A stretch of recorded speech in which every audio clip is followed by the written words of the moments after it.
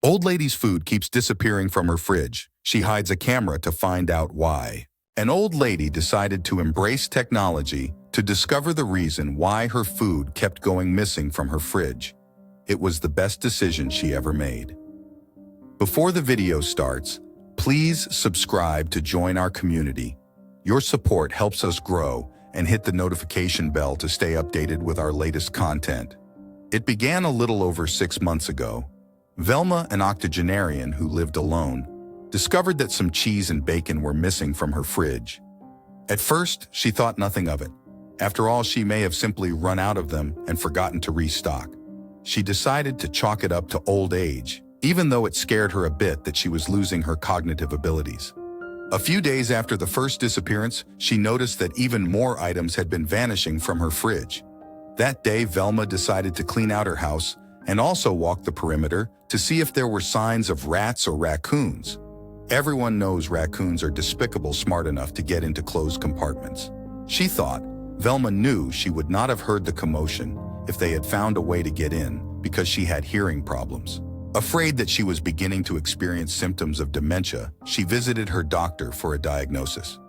"Is there a disease that can make me do something at night and not remember that I did it in the morning?" she asked her doctor, Paul Wilson. "What do you mean sleepwalking?" her doctor asked, concerned. "No, it's not that," she replied. "I could have sworn I would know if I left my bed at such an ungodly hour." "Perhaps you should see a psychotherapist," Dr. Wilson suggested. "Thank you, I will," Velma said.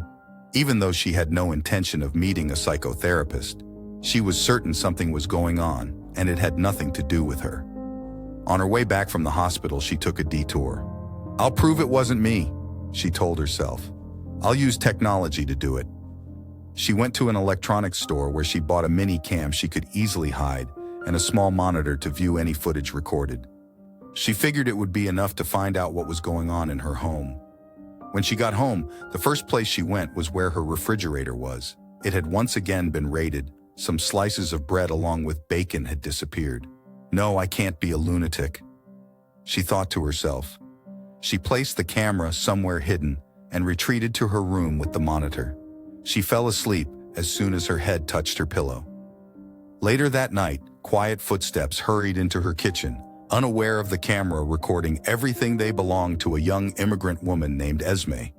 She had crossed over from Mexico some years back and was living with her boyfriend, a good-for-nothing man named John, who treated her like trash because he knew she had nowhere else to go.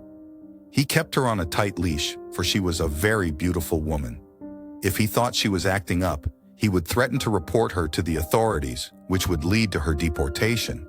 John often starved her because he felt she was getting too chubby, and he preferred skinny women. One day, Esme had been feeling very hungry, and John had locked their refrigerator and pantry. That day, she decided to beg for some food from Velma, who, unknown to her, was gone, visiting a friend. When Esme knocked on the door and got no answer, her desperation made her try the handle to see if nobody was really home. The door opened. Velma had forgotten to lock the door that day. The urge was too much for Esme to resist, so she entered and headed straight for the refrigerator where she found lots of food. Esme picked some, and she discovered a spare key hanging on the wall on her way out. She took it with her, having decided that she could always hurry over to steal a bit of food to prevent herself from dying. The way she saw it, Velma would be too old to notice, and she was right to an extent. Velma had no idea her spare key had been stolen, but she knew her food had been tampered with. But on that fateful night when Velma decided to keep a watch on her fridge, Esme sneaked into the older woman's kitchen, unaware of the camera. She took some butter, bacon, and sausages. The next morning, Velma watched the recording. Imagine her shock when she discovered Esme was the one stealing from her. But how did she get in? Velma asked herself as she watched the footage. Then she remembered her missing spare key, and it all fell into place. Later that day, she visited Esme while John was at work and showed her the footage. Esme was afraid Velma wanted to report the matter, but stopped when she realized the younger woman was tearful. "Your crocodile tears won't move me. You've committed a crime," Velma bluffed. She wanted to know why Esme did what she did. "John shames me for being overweight and has forbidden me from eating in his house. I got pregnant, but he has refused to believe the baby is his because he thinks I'm just trying to force him into marriage so I can become a full citizen.